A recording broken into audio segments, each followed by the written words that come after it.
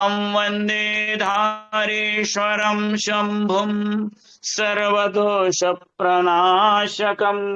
सह्याद्रिगह्वरे स्थितम् आदिमठस्य भूषणम् गुरुर्ब्रह्मा गुरुर्विष्णु गुरुर्देवो महेश्वर गुरुः साक्षात् परब्रह्म तस्मै श्री गुरवे नमः। जय मंगलम जय नमः पार्वतीपति शिव हर हर महादेव। श्रीमद्गुरु पंचार्य महाराज जय। संत शिरोमणि मन्मथ स्वामी महाराज की जय। सद्गुरु धारेश्वर महाराज की जय। सद्गुरु मल्लिकार्जुन शिवाचार्य महाराज की जय। सद्गुरु आदिराज बाबा शिवाचार्य महाराज की जय। भगवती जगदम्बा माता की जय। अन्नपूर्णा माता की जय। दुर्गा माता की जय। भारत माता की जय। गो माता की जय। अपने अपने माता पिता की जय। हर हर महादेव।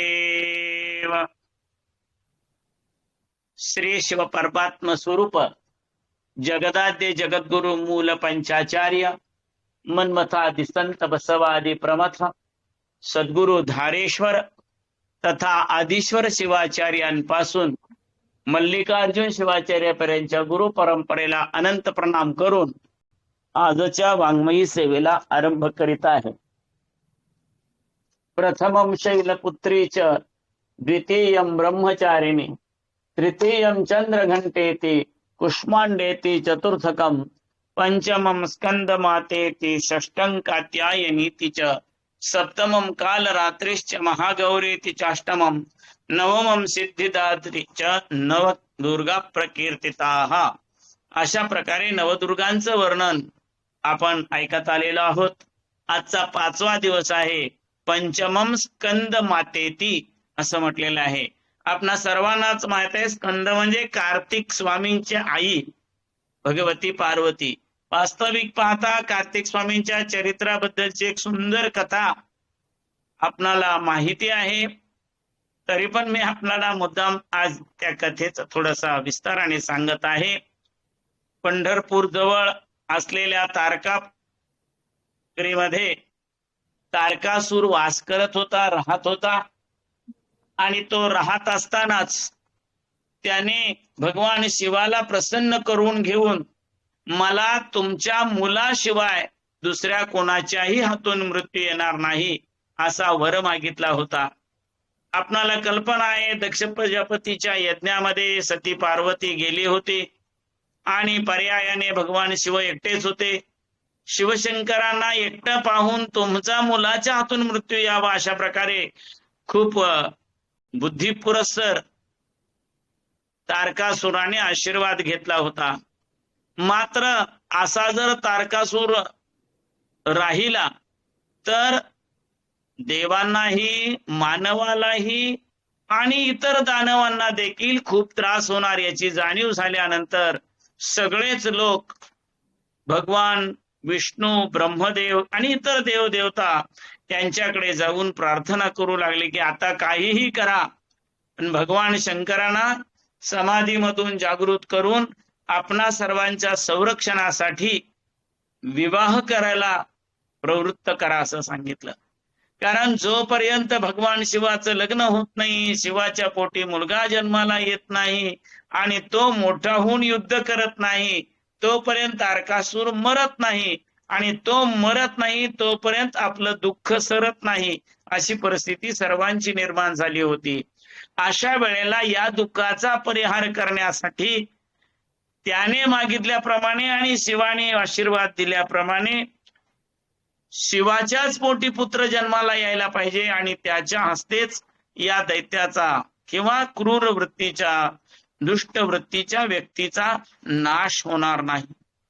तारकासूर एवढा बेभान झाला होता की त्याने सगळे देव देवतांना ऋषी मुनींना बंदीमध्ये ठेवलेलं होतं। परिवाराचाही त्यांनी विचार केलेला नव्हता। कुठलीही व्यक्ती इतर कुठल्याही राजाला देखील त्यांनी स्वस्थ ठेवलं नव्हतं.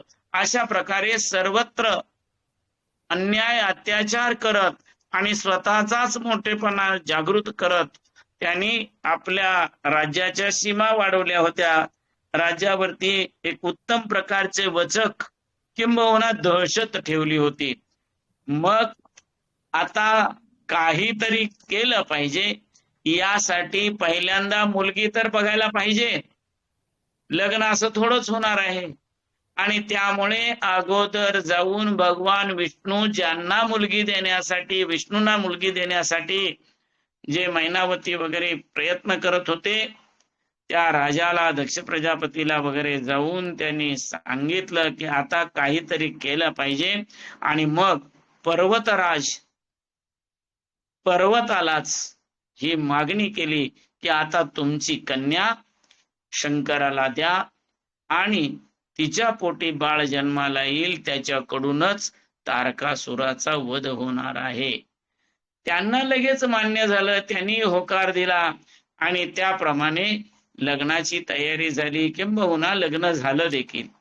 पण लग्न झालं तरी भगवान शंकर मात्र समाधीत काही भग्न करत नव्हते. ते सतत ध्यानस्थच राहायचे. त्यांची संन्यस्त वृत्ती काही कमी व्हायला तयार नाही. ज्या वेळेला अशा प्रकारे परिस्थिती निर्माण झाली, तेव्हा भगवान शिवांना पत्नीबद्दल प्रेम निर्माण झालं पाहिजे, त्याशिवाय काही उपाय नाही. म्हणून त्यांच्या तपश्चर्येत भंग करून त्यांना इकडे कुठेतरी वळवलं पाहिजे, या हेतूने देवांनी आणि इतर ऋषी मुनींनी वगैरे किंवा जाणकार राजा लोकांनी विचार केला. आणि मग ह्या तपस्येत भंग करणारी व्यक्ती कोण असेल, तर रती आणि कामदेव हे दाम्पत्य या कामी उत्तम आहे. म्हणून कामदेवाला आपण भगवान शंकराची समाधीतून त्यांना मोकळे करून पार्वतीबद्दलचं प्रेम त्यांच्या मनामध्ये निर्माण करा आणि लवकरात लवकर तिच्या पोटी बाळ जन्माला येऊ द्या. अशा प्रकारची मागणी केल्याप्रमाणे एक चांगलं कार्य घडणार आहे. त्रैलोक्याला सुख प्राप्त होणार आहे. अन्यायकारक असलेल्या राजाचा अंत होणार आहे म्हटल्यानंतर खूप आनंद झाला आणि त्या दाम्पत्याने लगेच होकार दिला. आणि त्याप्रमाणे भगवान शंकर कैलासामध्ये तपश्चर्या करत बसले होते. शिवोहम शिवोहम सच्चिदानंदोहम शिवोहम शिवोहम सच्चिदानंदोहम सच्चिदानंदोहम सच्चिदानंदोहम शिवोहम शिवोहम सच्चिदानंदोहम. ते स्वतः आनंदमय अशा प्रकारे ध्यानस्थ बसून चिंतन करत होते. अशा वेळेला रती आणि कामदेव या दोघांनी तिथे नृत्य करायला सुरुवात केली. त्यांच्या पायातील घुंगूर, चाळ आणि त्यांच्या बांगडीचा आवाज वगैरे ऐकून भगवान शंकर समाधीतून उतरले. समाधी भंग झाल्याबरोबर त्यांना राग आला आणि त्यांनी आपला तिसरा डोळा उघडल्याबरोबर नियमाप्रमाणे परपुरुषाला पाहू नये या नात्याने, जरी आपण नृत्य करणारे लोक असलो, गायन करणारे लोक असलो, गणिका जरी असलो, तरी देखील या कामामध्ये परपुरुषाला पाहणं, आपला पती आपल्या जवळ असताना परपुरुषाला पाहणं हे बरोबर नाही. म्हणून भगवान शंकराची ध्यानावस्था उतरते आहे आणि ते डोळे उघडतायत हे लक्षात आल्याबरोबर रती बाजूला गेली आणि कामदेव मात्र तिथेच नाचत राहिला. आणि पर्यायाने त्याच्यावरती राग आल्यामुळे भगवान शंकराने तिसरा डोळा उघडला आणि त्या अग्निज्वाळेमध्ये कामदेव नष्ट झाला. ज्या वेळेला असं झालं तेव्हा रतीला पण खूप दुःख झालं, बाकीच्या सर्वांनाही दुःख झालं. तरी पण तिने सांगितलं की भगवंता, आम्ही तुमची तपश्चर्या भंग एवढ्यासाठी करतो आहे की या त्रैलोक्याला आनंद प्राप्त झाला पाहिजे, तारकासुराच्या भयंकर जाचातून सर्वांची सुटका झाली पाहिजे. या चांगल्या कामासाठी आम्ही तुला सांगितलं असताना हे भगवंता हे काय केलंस तू? आता मी विधवा झाले, किती मोठं विधवेचं जीवन भयंकर आहे, मला सती जाण्याची परवानगी द्या. त्यावेळेला भगवान शंकर सांगतात, नाही नाही असं करू नको. उंच डोंगरावर पाण्याचे झरे लागतील. ऐन उन्हाळ्यामध्ये या झऱ्यातून पाण्याला सुरुवात होईल, ऐन उन्हाळ्यात झाडांना पालवी फुटेल, त्यावेळेला तू असं समज की कुठल्याही परिस्थितीत मला घाबरायचं कारण नाहीये, मी सर्व प्रकारे सौभाग्यशालीच आहे असा भाव मनामध्ये ठेवून तू राहा. तुला तुझ्या जीवनामध्ये सगळ्या प्रकारचं जे आनंद वैभव हवा आहे ते काही सर्व प्राप्त होईल आणि या सृष्टीच्या पवित्र कार्यासाठी तू करत असलेल्या या सेवेतून तुला तुझा पती विसरावा लागलेला आहे. पण फक्त तू वियोगाचं दुःख स्वीकार, तू विधवेचं जीवन मात्र कधी जगू नकोस. जोपर्यंत उंच डोंगरावरती आणि खोल खोल दरीमध्ये पाणी लागेल आणि जेव्हा जेव्हा केव्हा उन्हाळ्यामध्ये म्हणजे चैत्रामध्ये ऐन उन्हाळ्यामध्ये झाडांना पालवी फुटेल, तेव्हा तू समजून घ्यायचं की तुझा नवरा जिवंत आहे आणि त्या नवऱ्याची ही जी आता राख पडलेली आहे त्या चितेचं मी भस्म म्हणून वापर करेन आणि त्याने आपल्या अंगाला भस्म लावून घेतलं. असं तर उठसूट कुठल्याही प्रेताला जाळलंय, दारुड्याचं प्रेत जाळले त्याची राख आणून भगवान शिवाला किंवा पिंडीला अर्पण केली असं होत नाहीये. पण त्यावेळेला त्यांनी चिताभस्म धारण केलं होतं, एवढाच त्याचा अर्थ आहे. अन्यथा बरेच लोक आरते चिताभस्म लिंगम महापाप विश्वलिंगम वगैरे असं काहीतरी विश्वनाथ लिंगम वगैरे आपण करतो, परंतु ते वीरशैवांसाठी ते काही आरती किंवा चरण योग्य वाटत नाहीये. वीरशैवांचा सिद्धांतच आहे समाधीस्थ म्हणून समाधीच करते, मग त्यांना कुठून विकृती येणार आहे तर हा विषयच नाहीये. फक्त हे ज्या वेळेला अशा प्रकारे कामदेवाचा अंत झाला त्यावेळेला भगवंताने एक वेळ लावली होती आणि काशीपुरीमध्ये किंवा उज्जैनीमध्ये जे आहे त्यासाठी सुद्धा त्या प्रेतांची कुठल्या प्रेताची न्यावी किंवा कशा पद्धतीने करावी या सगळ्या विभूतीचं महात्म्य सांगून ठेवलेलं आहे.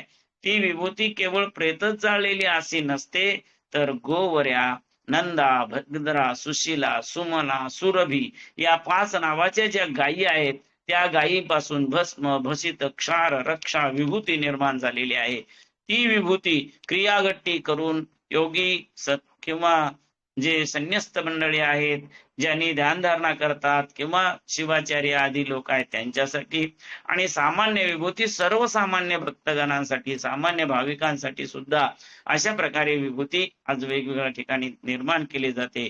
अगदी आपल्या घरामध्ये गोमय जाळून शेणी जाळून त्याची राख वस्त्रगाळ करून जरी आपण पाण्यात भिजत ठेवली आणि तिचा वापर केला तरी ते पवित्र आहे, कधी त्याच्याबद्दल संशय घेता कामा नये. अशा पद्धतीची आपणाला आता विभूती समजून घेतली पाहिजे. मात्र त्या वेळेला ती विभूती भगवंताने परिधान केली आणि रतीला कामदेव गेला असं दुःख मानू नको अशा प्रकारे तिची समजूत काढली गेली. पण मात्र हे जे दुःख आहे ते मात्र तसंच राहिलं होतं. तारकासूर कसा मरणार, तारकासुराचा वध किंवा तारकासुराचा बंदोबस्त कसा होणार, त्याला या दुष्यती कृत्यापासून परावृत्त करेल असे शक्तिमान कोणतरी आलं पाहिजे ही सर्वांची भावना होती, अथवा त्याला नष्टच केला पाहिजे, त्याचा वध केल्याशिवाय सर्वांना सौख्य लाभणार नाही. अशा प्रकारे विचार मनामध्ये घेऊन पुन्हा एकदा ऋषी मुनी देवगण भक्तगण भाविकगण या सर्वांनी प्रयत्न केला आणि त्यानंतर म्हटले आता रतिकामदेवाचं नाही, त्या अग्नीचा प्रश्न कायमच येणार आणि भगवंत जरा रागावले की तिसरा डोळा उघडणार, त्याच्यापेक्षा आपण अग्नीलाच पाठवूया.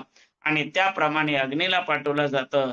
अग्नी देखील एवढा प्रकाश एवढा तेज सोडतो की आपोआपच भगवंतांना घाम फुटतो आणि मग ते डोळे उघडतात. जेव्हा डोळे उघडतात तेव्हा आता तो जरी त्यांनी तिसरा डोळा उघडला तरी काहीच फरक पडणार नव्हता, पण देवाने सुद्धा लगेच विचार केला हे सर्व कशासाठी चाललंय, तर माझ्या पोटी एक पुत्र जन्माला आला पाहिजे, माझ्या पोटी संतान निर्माण झालं पाहिजे हीच अपेक्षा आहे ना. म्हणून त्याच वेळेला ते आपलं ब्रह्मबीज अग्नीवर टाकतात. जेव्हा तशा प्रकारे ते त्याच्या अंगावरती ब्रह्मबीज पडतं तेव्हा अग्नीला सुद्धा भयंकर दाह व्हायला सुरुवात होते आणि आता पाण्यात उडी मारल्याशिवाय पर्याय नाही, म्हणून ते पाण्यात उडी मारतात. त्यावेळेला त्या पाण्यामध्ये सप्त जलदेवता स्नान करत असतात. त्या जलक्रीडा करत असणाऱ्या सर्वात मोठ्या असलेल्या जलदेवतेच्या लक्षात आलं की हे ब्रह्मबीज आहे, महान पुरुषाचं, भगवान शिवपरमात्म्याचं हे ब्रह्मबीज आहे, आणि याचा स्पर्श आपणाला झाला की गर्भधारणा झाल्याशिवाय राहणार नाही. म्हणून ती पटकन बाजूला निघून जाते. ती जरी बाजूला गेली तरी बाकीच्या 6 जणी मात्र तिथेच जलक्रीडा करत राहतात आणि पर्यायाने त्या ब्रह्मबीजाचा स्पर्श होऊन त्यांना गर्भधारणा होते. 4 महिन्यानंतर ही गोष्ट लक्षात येते. त्यावेळेला मोठी जलदेवता आहे ती या छोट्या 6 जणींना विचारते, तुम्ही असं कुठे काय केलं, काय झालं, हे पापकर्म तुम्ही कुठं केलं? त्यावेळेला त्या सरळ सरळ सांगतात, अक्का आम्ही असं काही केलेलं नाही. आम्ही पाणी सोडून याच्यातील मासे जरी बाहेर आले, नर माशांना सुद्धा आम्ही पाहत नाही, खेकड्यांना सुद्धा पाहत नाही, इतकं आम्ही पथ्य पाळलेलं आहे. पण हे काय झालं आम्हाला काही कळत नाही. त्यावेळेला ती म्हणतात, नाही नाही, मला हे कळलं पाहिजे. तिला माहिती असून सुद्धा ती त्या 6 जणींना छळायला सुरुवात करते. आणि मग ह्या बहिणीचं अपशब्द ऐकून या समाजात आपली निंदा होईल, आपली नालस्ती होईल, या भीतीने त्यांनी त्या दिवशी जगातला पहिला गर्भपात झाला. आणि ज्या वेळेला ही 6 डोकी त्या पाण्यामध्ये तरंगू लागली, त्यावेळेला 7वीला करुणा आली, दया आली. अरे अरे, मी हे काय करून बसले, एवढ्या 6 जीवांची हत्या आज होते आहे. म्हणून पुन्हा ती आपल्या शरीरामध्ये, आपल्या गर्भाशयामध्ये यांना धारण करून घेते. आता सरोगेट मदर काय काय, मला इंग्रजी काय जास्त येत नाहीये, पण सरोगेट स्वरूप काहीतरी सुरू झालेलं आहे. कदाचित याच प्रकारावरून झाला असेल. या 6 जणींनी आपलं बाळ सोडलं, त्याचं डोकं पूर्ण तयार झालं होतं. पंचेंद्रिय ज्याला आपण म्हणू, शब्द स्पर्श रूप रस गंध देणारी ही पंचमुख तयार झाली होती. आणि मग तिने स्वतःच्या पोटामध्ये धारण करून घेतली आणि तिच्या पोटी एक बाळ सुंदर जन्म घेतला. त्याचं नावच कुमार कार्तिकेय असं आहे. आता ही स्कंदाला जन्म देणारे अशा प्रकारे या 7 जणी होत्या. आणि त्यामुळे प्रत्येकीला वाटत होतं, हा बाळ माझा आहे, हा बाळ माझा आहे. आणि अशा प्रकारे त्या पाण्यात या 7 जणींचा वाद सुरू होता.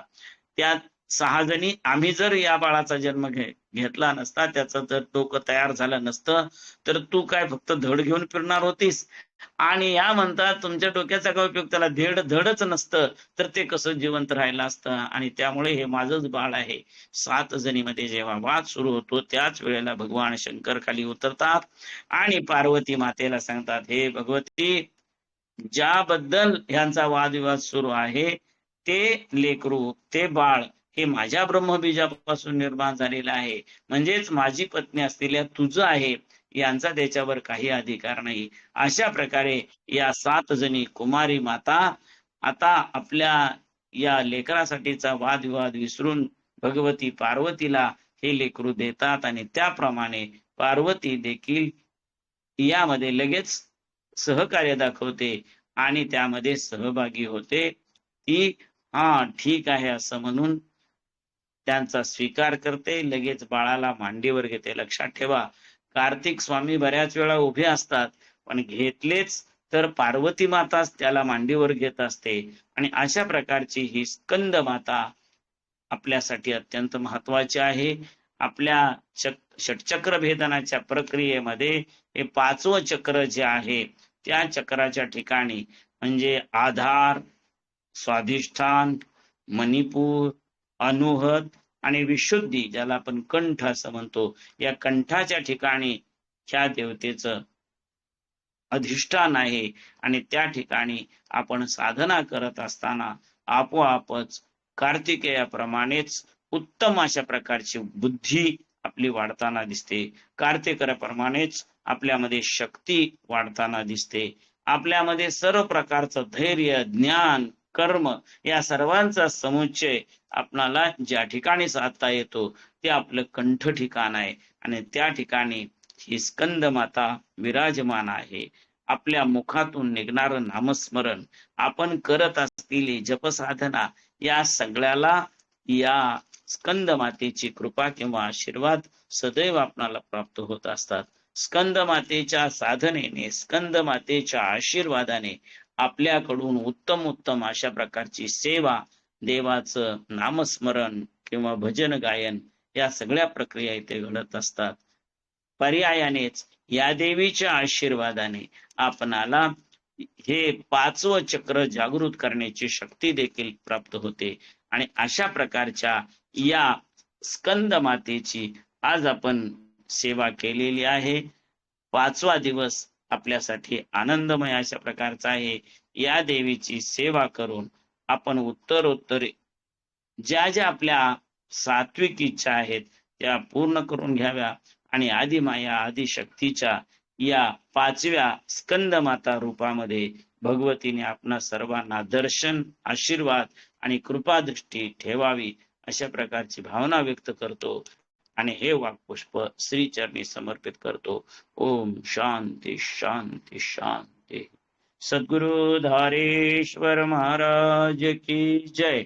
सद्गुरु मल्लिकार्जुन शिवाचार्य महाराज की जय. सद्गुरु आदिराज बाबा शिवाचार्य महाराज की जय. हर हर महादेव. शिवाचार्य महाराज की जय. ईश्वर महाराज की जय. हरेश्वर महाराज सांग नमस्कार. आशीर्वाद आशीर्वाद. नमस्कार. प्रश्न विचारते जय धारेश्वर. ना. हा विचारा विचारा. ग्रुपवर पाठवले, तुम्ही म्हणलं होतं ना ग्रुपवर पाठवा.